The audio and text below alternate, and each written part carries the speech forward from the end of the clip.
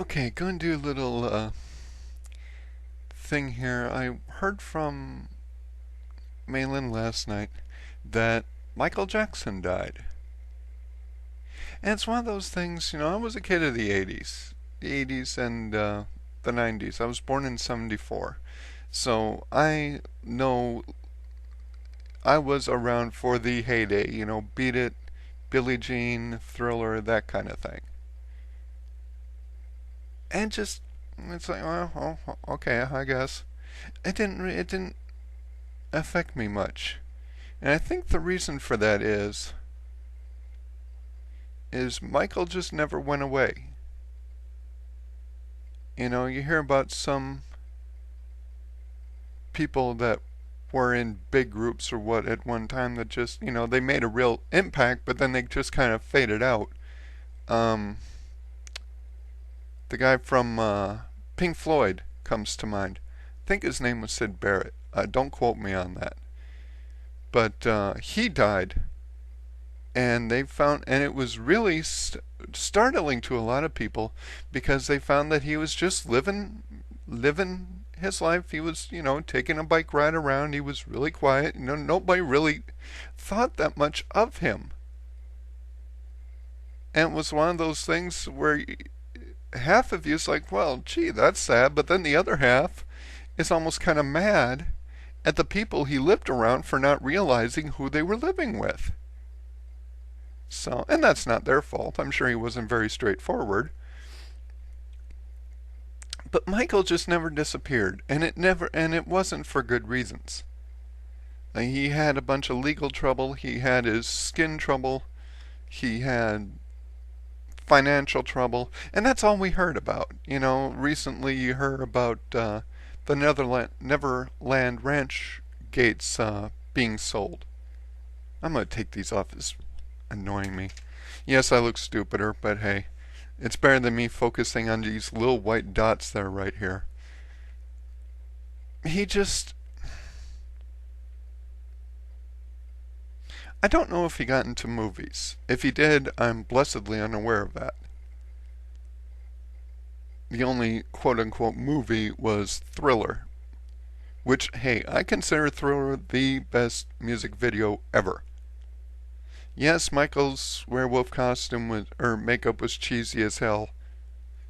It was good, and maybe that's because I saw it at an impressionable age.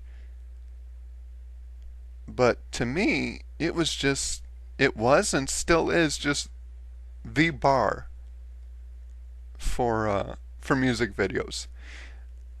Not so much in length, not so much in costume or whatnot, but just in package. You could tell they put a lot into it, they put a lot of money into it, they did a lot of work on it. The one thing that comes close, and strictly for the movie point, was Puff Daddy's Come With Me. Yes, it's almost opposite scale because it's just one guy, but it's the way it's done and the way it ties in. I honestly rented Godzilla hoping at some point I would see that come up because looking at it and how it's done, it looks almost like it could be part of the movie. And just that thought is really cool. That's somewhere in there that they get the idea to put in somebody singing. Just have this montage and have this happen in the middle of the movie would be so awesome. If he ate the guy after that, well, big fucking whoop, he ate the guy. Okay, well, that hurts, but just watching it is so neat.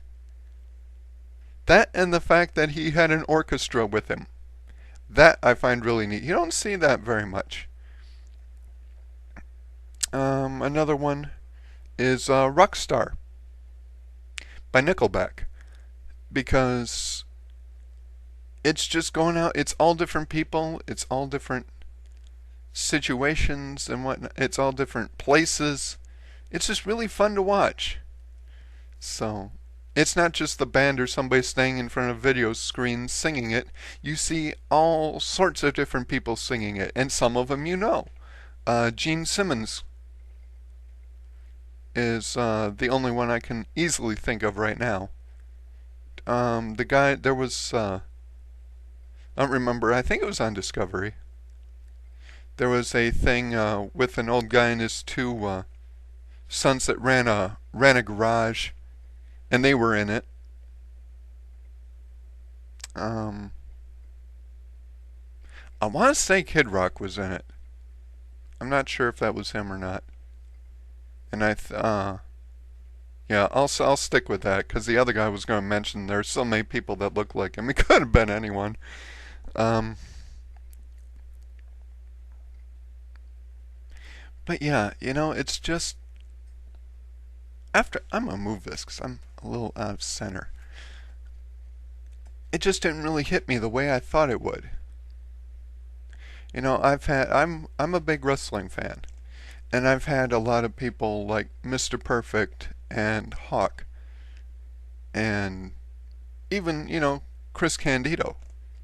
People that I watched that I respected their work, that it really hit me when they died, because they just it was something I grew up with. And here's something that, again, that I grew up with. It really affected me, but here I'm having the opposite end. It's indifference. I'm going to post here. I'm going to put these on because I don't know. Okay. Need to check the time.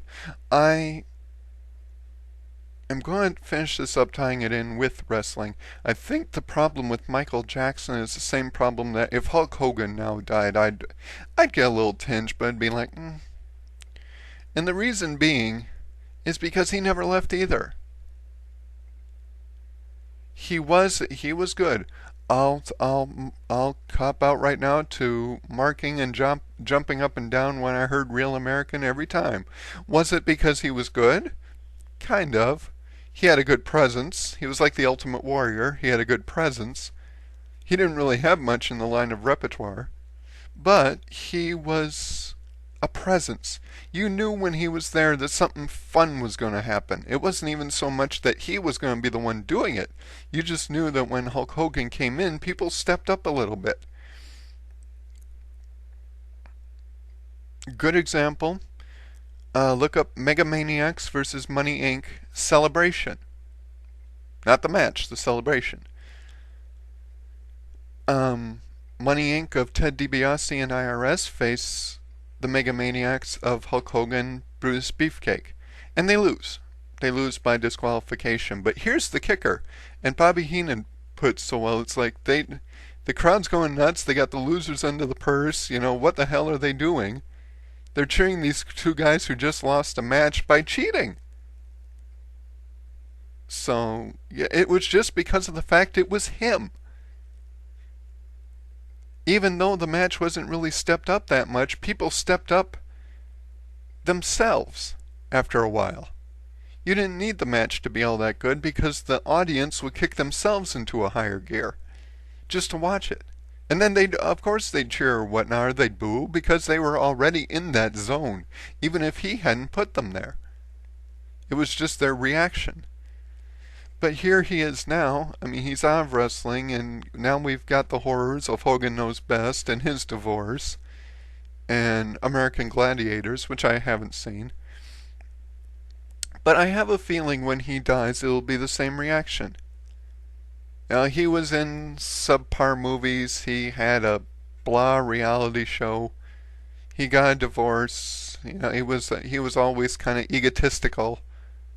There's no. Yeah, his matches were good, but they were matches. So that's about it. I'm going to do a podcast on this too, but thought I'd let my feelings on that be known.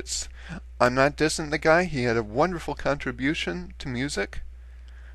I'm one of the ones who are like, see you, Michael.